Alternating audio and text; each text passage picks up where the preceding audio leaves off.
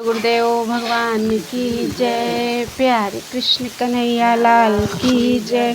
श्रीमद् वाल्मीकि रामायण द्वितीय खंड का युद्ध कांड चल रहा है। 49 सर्ग हो चुके हैं और आज 50वें सर्ग से विभीषण को इंद्रजित समझकर बानरों का पलायन और सुग्रीव की आज्ञा से जाम्बवान का उन्हें सांत्वना देना, विभीषण का विलाप और सुग्रीव का उन्हें समझाना, गरुड़ का आना और श्री राम लक्ष्मण को नागपाश से मुक्त करके चला जाना। उस समय महातेजस्वी महाबली बानरराज सुग्रीव ने पूछा, बानरों, जैसे जल में बवंडर की मारी हुई नौका डगमगाने लगती है, उसी प्रकार जो यह हमारी सेना सहसा व्यथित होती है, इसका क्या कारण है? सुग्रीव की यह बात सुनकर बालीपुत्र अंगद ने कहा, क्या आप श्री राम और महारथी लक्ष्मण की दशा नहीं देख रहे हैं? ये दोनों वीर महात्मा दशरथ कुमार रक्त से भीगे हुए बाण सैया पर पड़े हैं और बाणों के समूह से व्याप्त हो रहे हैं। तब बानरराज सुग्रीव ने पुत्र अंगद से कहा, बेटा, मैं ऐसा नहीं मानता कि सेना में अकारण ही भगदड़ मच गई है। किसी न किसी भय के कारण ऐसा होना चाहिए। ये बानर उदास मुंह से अपने अपने हथियार फेंककर संपूर्ण दिशाओं में भाग रहे हैं और भय के कारण आंखें फाड़ फाड़ कर देख रहे हैं। पलायन करते समय उन्हें एक दूसरे से लज्जा नहीं होती है। वे पीछे की ओर नहीं देखते हैं, एक दूसरे को घसीटते हैं और जो गिर जाता है उसे लांघ कर चल देते हैं। भय के मारे उठाते तक नहीं हैं। इस बीच में वीर विभीषण हाथ में गदा लिए वहां आ पहुंचे और उन्होंने विजय सूचक आशीर्वाद देकर सुग्रीव तथा श्री रघुनाथ जी की अभ्युदय कामना की। बानरों को भयभीत करने वाले विभीषण को देखकर सुग्रीव ने अपने पास खड़े हुए महात्मा ऋक्षराज जाम्बवान से कहा, ये विभीषण आए हैं जिन्हें देखकर बानर शिरोमणियों को यह संदेह हुआ है कि रावण का बेटा इंद्रजित आ गया, इसीलिए इनका भय बहुत बढ़ गया है और वे भागे जा रहे हैं। तुम शीघ्र जाकर यह बताओ कि इंद्रजित नहीं, विभीषण आए हैं। ऐसा कहकर बहुधा भयभीत होकर पलायन करते हुए इन सब बानरों को सुस्थिर करो, भागने से रोको। सुग्रीव के ऐसा कहने पर ऋक्षराज जाम्बवान ने भागते हुए बानरों को लौटाकर उन्हें सांत्वना दी। ऋक्षराज की बात सुनकर विभीषण को अपनी आंखों देखकर बानरों ने भय को त्याग दिया तथा वे सब के सब फिर लौट आए। श्री राम और लक्ष्मण के शरीरों को बाणों से व्याप्त हुआ देखकर धर्मात्मा विभीषण को उस समय बड़ी व्यथा हुई। उन्होंने जल से भीगे हुए उन दोनों भाइयों के नेत्र पहुँचे और मन ही मन शोक से पीड़ित होकर वे रोने और विलाप करने लगे। हाय, जिन्हें युद्ध अधिक प्रिय था और जो बल विक्रम से संपन्न थे, वे ही ये दोनों भाई श्री राम और लक्ष्मण माया से युद्ध करने वाले राक्षसों द्वारा इस अवस्था को पहुंचा दिए गए हैं। ये दोनों वीर सरलता पूर्वक पराक्रम प्रकट कर रहे थे, परंतु भाई के इस दुरात्मा कुपुत्र ने अपनी कुटिल राक्षसी बुद्धि के द्वारा इन दोनों के साथ धोखा किया। इन दोनों के शरीर बाणों द्वारा पूर्णतः छिद गए हैं। ये दोनों भाई खून से नहा उठे हैं और इस अवस्था में पृथ्वी पर सोए हुए ये दोनों राजकुमार कांटों से भरे हुए साही नामक जंतु के समान दिखाई देते हैं, जिनके बल पराक्रम का आश्रय लेकर मैंने लंका के राज्य पर प्रतिष्ठित होने की अभिलाषा की थी। वे ही दोनों भाई पुरुष शिरोमणि श्री राम और लक्ष्मण देह त्याग के लिए सोए हुए हैं। आज मैं जीते जी मर गया। मेरा राज्य विषयक मनोरथ नष्ट हो गया। शत्रु रावण ने जो सीता को न लौटाने की प्रतिज्ञा की थी, उसकी वह प्रतिज्ञा पूरी हुई। उसके पुत्र ने उसे सफल मनोरथ बना दिया। इस प्रकार विलाप करते हुए विभीषण को हृदय से लगाकर शक्तिशाली बानरराज सुग्रीव ने उनसे यूँ कहा, धर्मज्ञ, तुम्हें लंका का राज्य प्राप्त होगा, इसमें संशय नहीं है। पुत्र सहित रावण यहाँ अपनी कामना पूरी नहीं कर सकेगा। ये दोनों भाई श्री राम और लक्ष्मण मूर्छा त्यागने के पश्चात गरुड़ की पीठ पर बैठकर रणभूमि में राक्षस गणों सहित रावण का वध करेंगे।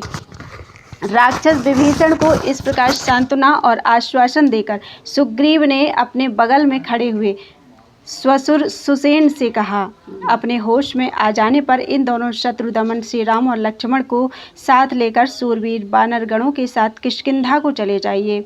मैं रावण को पुत्र और बंधु बांधवों सहित मारकर उसके हाथ से मिथिलेश कुमारी सीता को उसी प्रकार छीन लाऊंगा जैसे देवराज इंद्र अपनी खोई हुई राजलक्ष्मी को दैत्यों के यहाँ से हर लाए थे। बानरराज सुग्रीव की यह बात सुनकर सुसेन ने कहा, पूर्व काल में जो देवासुर महायुद्ध हुआ था उसे हमने देखा था। उस समय अस्त्र शस्त्रों के ज्ञाता तथा लक्ष्य भेद में कुशल देवताओं को बारंबार बाणों से आच्छादित करते हुए दानवों ने बहुत घायल कर दिया था। उस युद्ध में जो देवता अष्ट शस्त्रों से पीड़ित, अचेत और प्राण शून्य हो जाते थे, उन सबकी रक्षा के लिए बृहस्पति जी मंत्र युक्त विद्याओं तथा दिव्य औषधियों द्वारा उनकी चिकित्सा करते थे। मेरी राय है कि उन औषधियों को ले आने के लिए संपाति और पनश आदि बानर शीघ्र ही वेगपूर्वक क्षीर सागर के तट पर जाएं। संपाति आदि बानर वहां पर्वत पर प्रतिष्ठित हुई 2 प्रसिद्ध महाऔषधियों को जानते हैं। उनमें से एक का नाम है संजीव करणी और दूसरी का नाम है विशल्य करणी। इन दोनों दिव्य औषधियों का निर्माण साक्षात ब्रह्मा जी ने किया है। सागरों में उत्तम क्षीर समुद्र के तट पर चंद्र और द्रोण नामक 2 पर्वत हैं, जहाँ पूर्व काल में अमृत का मंथन किया गया था। उन्हीं दोनों पर्वतों पर वे श्रेष्ठ औषधियाँ वर्तमान हैं। महासागर में देवताओं ने ही उन दोनों पर्वतों को प्रतिष्ठित किया था। राजन, ये वायुपुत्र हनुमान उन दिव्य औषधियों को लाने के लिए वहां जाएं। औषधियों को लाने की वार्ता वहां चल ही रही थी कि बड़े जोर से वायु प्रकट हुई, मेघों की घटा घिर आई और बिजलियां चमकने लगी। वह वायु सागर के जल में हलचल मचाकर पर्वतों को कंपित सी करने लगी। गरुड़ के पंख से उठी हुई प्रचंड वायु ने संपूर्ण द्वीप के बड़े बड़े वृक्षों की डालियां तोड़ डाली और उन्हें लवण समुद्र के जल में गिरा दिया। अभवन पन्नगास्त लंकावासी महाकाय सर्प भय से थर्रा उठे। संपूर्ण जल जंतु शीघ्रतापूर्वक समुद्र के जल में घुस गए। तदनंतर 2 ही घड़ी में समस्त बानरों ने प्रज्वलित अग्नि के समान तेजस्वी महाबली विनतानंदन गरुड़ को वहां उपस्थित देखा। उन्हें आया देखकर जिन महाबली नागों ने बाण के रूप में आकर उन दोनों महापुरुषों को बांध रखा था, वे सब के सब वहां से भाग खड़े हुए। तत्पश्चात गरुड़ ने उन दोनों रघुवंशी बंधुओं को स्पर्श करके अभिनंदन किया और अपने हाथों से उनके चंद्रमा के समान कांतिमान मुखों को पोंछा। गरुड़ जी का स्पर्श प्राप्त होते ही श्री राम और लक्ष्मण के सारे घाव भर गए और उनके शरीर तत्काल ही सुंदर कांति से युक्त एवं स्निग्ध हो गए। उनमें तेज, वीर्य, बल, ओज, उत्साह, दृष्टि शक्ति, बुद्धि और स्मरण शक्ति आदि महान गुण पहले से भी 2 गुने हो गए। फिर महातेजस्वी गरुड़ ने उन दोनों भाइयों को, जो साक्षात इंद्र के समान थे, उठाकर हृदय से लगा लिया। तब श्री राम जी ने प्रसन्न होकर उनसे कहा, इंद्रजित के कारण हम लोगों पर जो महान संकट आ गया था, उसे हम आपकी कृपा से लांघ गए।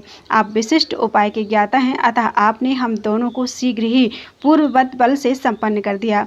जैसे पिता दशरथ और पितामह अज के पास जाने से मेरा मन प्रसन्न हो सकता था, वैसे ही आपको पाकर मेरा हृदय हर्ष से खिल उठा है। आप बड़े रूपवान हैं, दिव्य पुष्पों की माला और दिव्य अनुराग से विभूषित हैं। आपने 2 स्वच्छ वस्त्र धारण कर रखे हैं तथा दिव्य आभूषण आपकी शोभा बढ़ाते हैं। हम जानना चाहते हैं कि आप कौन हैं। सर्वज्ञ होते हुए भी भगवान ने मानव भाव का आश्रय लेकर गरुड़ से ऐसे प्रश्न किए।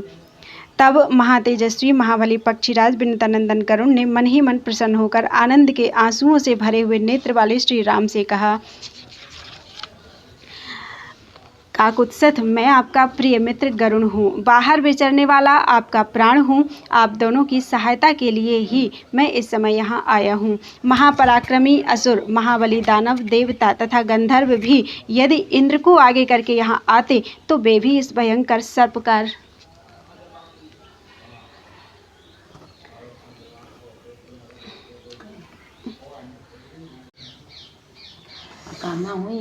काकुत्सथ, मैं आपका प्रिय मित्र गरुड़ हूँ, बाहर विचरने वाला आपका प्राण हूँ। आप दोनों की सहायता के लिए ही मैं इस समय यहाँ आया हूँ। महापराक्रमी असुर, महाबली दानव, देवता तथा गंधर्व भी यदि इंद्र को आगे करके यहाँ आते तो वे भी इस भयंकर सर्पाकार बाण के बंधन से आपको छुड़ाने में समर्थ नहीं हो सकते थे। क्रूर कर्मा इंद्रजित ने माया के बल से जिन नाग रूपी बाणों का बंधन तैयार किया था, वे नाग ये कद्रू के पुत्र ही थे।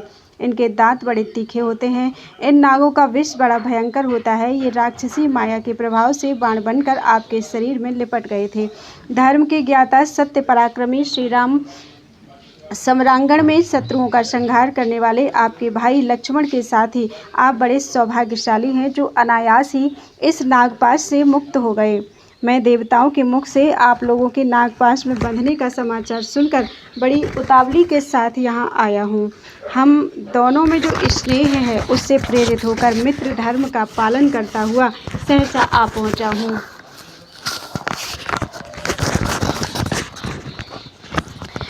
आकर मैंने इस महाभयंकर बाण बंधन से आप दोनों को छुड़ा दिया। अब आपको सदा ही सावधान रहना चाहिए। समस्त राक्षस स्वभाव से ही संग्राम में कपटपूर्वक युद्ध करने वाले होते हैं, परंतु शुद्ध भाव वाले आप जैसे शूरवीरों का सरलता ही बल है। इसलिए इसी दृष्टांत को सामने रखकर आपको रणक्षेत्र में राक्षसों का कभी विश्वास नहीं करना चाहिए, क्योंकि राक्षस सदा ही कुटिल होते हैं।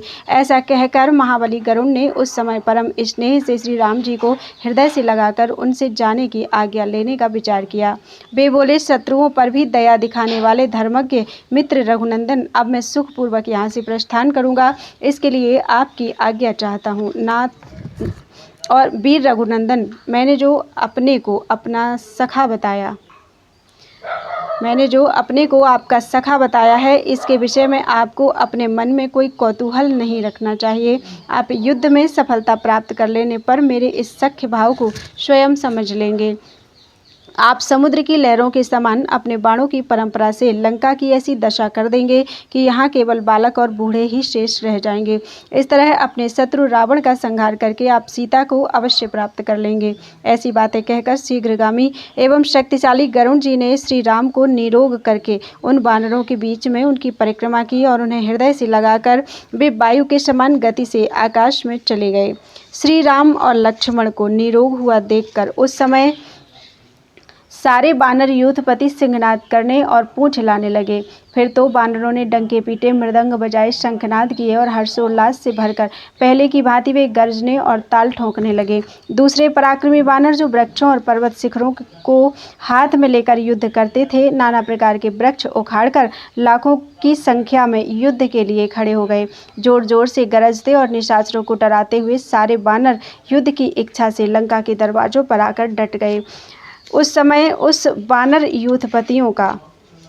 यूथपतियों का बड़ा भयंकर एवं तुमुल सिंहनाद सब ओर गूंजने लगा, मानो ग्रीष्म ऋतु के अंत में आधी रात के समय गरजते हुए मेघों की गंभीर गर्जना सब ओर व्याप्त हो रही थी। इत्यादि श्रीमद् रामायणे वाल्मीकि आदि काव्ये युद्धकांडे 50 सर्गः। इस प्रकार श्री वाल्मीकि निर्मित आज रामायण आदि काव्य के युद्धकांड में 50वां सर्ग पूरा हुआ।